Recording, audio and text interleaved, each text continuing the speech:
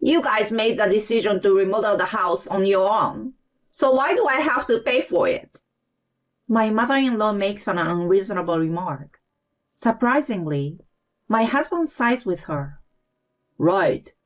Just as you say. What? I'm stunned by his unexpected reply. What are you thinking, honey? I'm Kylie, a 35-year-old busy nurse. My job is quite demanding, but I find it challenging and satisfying. I've been lucky to have someone who has been my main pillar of support, my husband Martin. We went to the same high school and started going out during university. So we have been together for over 15 years, even though we've only been married for about 2 years. Being together for so long, we've grown to understand each other quite well and accept each other's flaws. Sharing a life with him brings a sense of security and peace, and spending time with him is invaluable to me. Despite the happiness in our lives, there is someone who troubles us. My mother-in-law, Julie. She clearly disliked me from the first time we met. Are you the same girlfriend who's been with Martin since college? Never thought you'd keep it up for so long. No more girls would give up and step aside, don't you think? You should have let him go. I couldn't understand what she was saying at first. According to her, Martin proposed to me out of pity. She claimed he was reluctantly tying the knot because it would be awkward to break up after such a long relationship. I was shocked to hear such a thing from someone I met for the first time. Martin was furious at her and lectured her along with his father Dan. Mom, what the heck are you saying? Do you really think I'd marry out of pity? I genuinely love her and want to spend the rest of my life with her. He's right. He's sincere and has his own principles. What you said was disrespectful to Kylie. Scolded by them, she rolled her eyes and looked indifferent. I don't see the point of defending her. So the first meeting ended up being a disaster. When we had dinner with both sets of family, she kept making snide remarks about me and my parents, only to be scolded by her husband and son. Since I had already informed my parents about her, they weren't too surprised, but they were still amazed at the extent of her behavior. Despite all this, we managed to have a beautiful wedding and have been living happily. The only thing is that whenever we visit my in-laws, Julie continues to bully me. Are you still working, Kylie? Yes. Being a wife usually means keeping the house and taking care of your husband, you know. And yet, why are you so selfish? I feel sorry for Martin. He's too kind to ask you to be a housewife. I'm troubled by her unfounded fantasies. Martin and I have been good communication, and when it comes to work, we've agreed to do our best in our own ways. Since he lived alone for a long time, he's able to handle household chores. I have irregular work hours like night shifts, so we lead independent lives. We find time to have meals together and enjoy relaxing moments when our schedules align. That's how we have found the best way for us to be a couple and live happily. Mom, are you telling her something unnecessary again? Don't tell me you are picking on her. I didn't say anything really. I just gave her a little lecture. What do you mean, a lecture? You said something nasty, didn't you? Oh, please. Anyway, did you get what I was telling you, Kylie? You better follow what I say. She blubbers random things as she walks away. When Martin and Dan are not around, she starts insulting me immediately. It's really amazing how she never gets tired of it. She's had this attitude toward me since we got married. So honestly, I don't like her. I thought she would eventually get tired of bullying me, but she has kept it up without fail. Even when scolded by Dan and Martin, she doesn't care. I think she could use that strength for something better. Unlike her, Dan is incredibly pleasant to be with. We go out to eat with him sometimes. He tells Julie he's meeting his friends and secretly comes out with us. If she finds out that she has been left out, she would definitely be furious. Well, ideally we would love to go as a family of four, but with her attacking me non-stop, it's impossible. Besides, both Martin and Dan find it more relaxing without her selfish and overbearing presence. So it's better for the three of us to have a peaceful meal. Everything other than her had been going well in our lives, and she was the only troublesome presence. However, just recently, an unexpected event occurred. Dan suddenly fell seriously ill and passed away. Both Martin and I were quite shaken by the sudden news. When we rushed to the hospital, his cold and lifeless body was lying there. Dad. Martin crumbled to his knees at the sight of him. While comforting Martin, I couldn't stop my tears either. To make things easier for him, I took the lead in arranging and preparing for the funeral. He managed the role of the chief mourner, while Julie did absolutely nothing. Moreover, she didn't even seem terribly saddened by the death of her husband. Despite spending most of their lives together and being supported by him for so many years, I wondered why she was so indifferent. Regardless of her questionable demeanor, we were able to have a heartfelt gathering where his memories were cherished. Many people came to bid farewell to Dan, who was well liked in the community. He must have been touched too. Well, it was a bit unfortunate that the love of his life seems to be unemotional. After the funeral, we tried to go back to our normal routine. At first, it was difficult to pretend everything was okay, but eventually, I started to become more positive about life. Amidst all that, Julie showed up at our house unannounced. That had never happened once since we got married, so we were a little freaked out. What's up, Mom? Couldn't you give us a heads up before coming? I won't stay long. We reluctantly let her into the house. So what's the deal? Martin asked as I served drinks at the dining table. Then, she made a surprising statement. I want you guys to move in with me. What?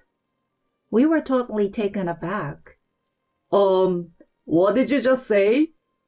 Martin asked hesitantly. I'm telling you to move in with me. Why do you have to be so condescending? And why all of a sudden? Well, I'm kind of lonely after your dad passed away, and it's inconvenient in many ways. There's no one to do the heavy lifting, and living alone in a big house makes cleaning a pain. If something happens to me, there's no one to help either.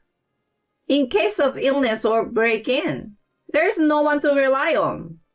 Well, it might be true, but can we regularly visit you instead? We have irregular work hours, so living together might disrupt your routine and cause trouble for you. Are you saying you don't want to live together? It's not like that, but being told suddenly is inconvenient, you know. We're currently in a rented apartment, and moving to your place would be too far from work. We desperately tried to convince her. As Martin said, being told to move in with her all of a sudden was troublesome. Honestly, her selfishness gave me headaches. No matter what we said, she insisted on staying until we agreed with her. I'm struggling and asking for help, so why won't you help me? Don't you have a heart? She started yelling at us. She had no idea that the more she got upset, the more we became distant. Having said that, we also knew If we continued to resist her, it would become even more troublesome. So we reluctantly agreed with her. She chirped, "Oh, finally! It took too long!" and walked out of our apartment satisfied. Just from that hour-long discussion with her, both of us were totally drained. Thinking about having to live with her was quite depressing. But once we'd accepted, there was nothing we could do about it. Even if we had refused her, we were sure she would have caused trouble one way or another. We tried to think that it was better to be close by and deal with her immediately. After that, we discussed various aspects of living together until we found a solution. We came to the conclusion of living in a duplex house. When I mentioned the dilemma to my parents, they suggested taking over their house. They were considering moving to the countryside for retirement and had been contemplating whether to renovate the house or rent it out. Since they said it would have been most appreciated if I inherited it, we decided to move into their house. Considering we'd probably have a hard time living with Julie in a single-family house, we thought about remodeling it into a duplex. Also, as I mentioned to her before, my work hours were irregular, so I was concerned about inconveniencing her with late night or early morning comings and goings and daily noises. So splitting the house into two separate residences seemed like the best idea. We explained all this to her at one point. "Are you okay with our plan?" Martin explained in detail, but she wasn't really listening. "Yeah, that's fine. So we can live in a proper house, right?" "Of course. We'll remodel it." "Then there's no problem."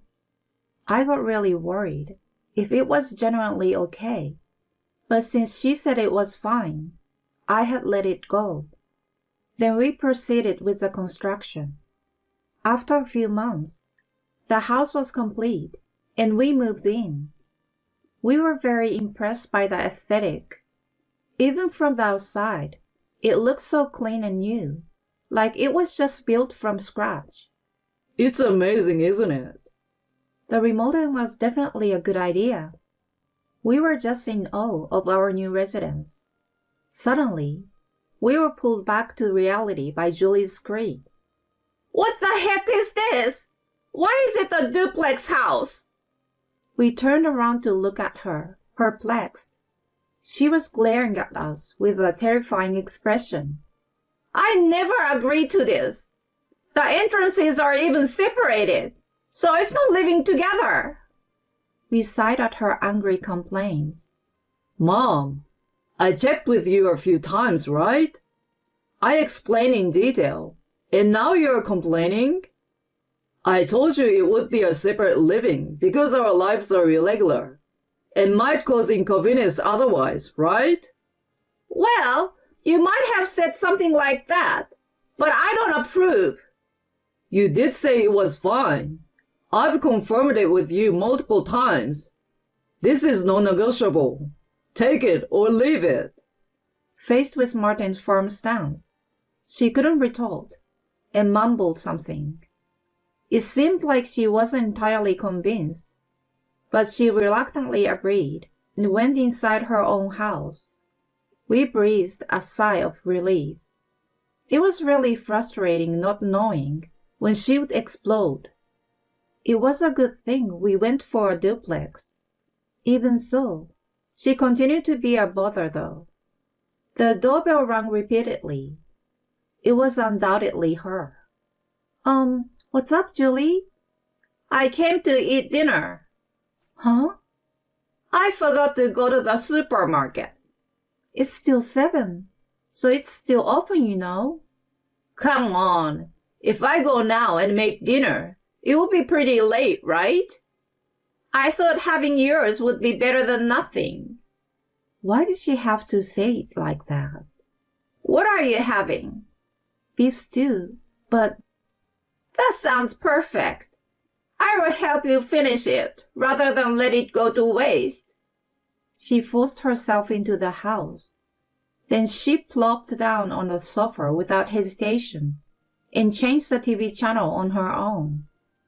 I'm starving, so get it ready soon. Martin won't be home until 8, so I will be waiting until then. No way! I can't wait that long. Just prepare it for me first. She got upset like a child. I reluctantly prepared stew for her and set it on the table. She sat down and ate it while keeping her eyes on TV. As expected, there were no words of gratitude from her. She finished it in no time and then sat back on the sofa to watch TV. I sighed as I cleared her dishes. She was like an ill-mannered child. When Martin came back, he was surprised to find her in our living room. He was exasperated when I explained the situation. From then on, she ate dinner at our house almost every night. She practically treated our place as her own, and we started getting irritated with her attitude. What's more, she made us do everything while not lifting a finger herself. Not only house chores, but she didn't contribute a penny to that remodeling cost, even though we discussed splitting. Also, she ate at our house every day, but she didn't pitch in for groceries. When we finally asked her to contribute at least for her own food, she came up with nonsensical excuses, saying she was just letting us treat her and showed no intention of paying. While we were earning decently, with the remodeling cost and the daily growing food expenses, our expenditures had become quite high.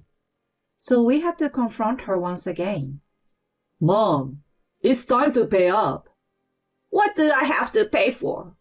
It was a promise, right? We agreed to split the remodeling cost. It's been a few months since we moved in, but you haven't paid a dime. When Martin pressed her, she got defensive. You guys made the decision on your own, right? So why do I need to pay? I didn't agree to a duplex house to begin with. She made unreasonable claims. Then, to my surprise, he sided with her. Yeah, you're right. What? I was stunned by his unexpected reply. Sorry, Mom. When he apologized, she put a smug look on her face. No worries, if you understand. Just be more careful from now on. I wasn't satisfied, but he grabbed my hand, and we left her house. Hey, what are you thinking? Back at our place, I questioned him. What if we sell this house? But if we do that, your mom won't have a place to live. Don't worry about her anymore. If she wants to do whatever she wants, let her do it alone. Let's live just the two of us.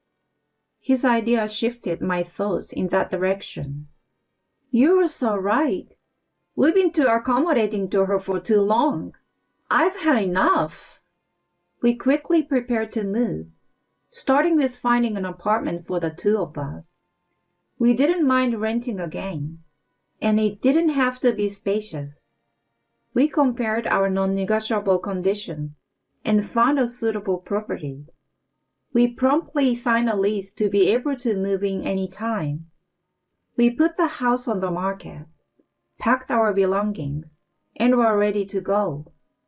Meanwhile, Julie had no clue what was going on. We kept it a secret until the last minute to trouble her. Soon after, the moving company arrived and started loading our belongings.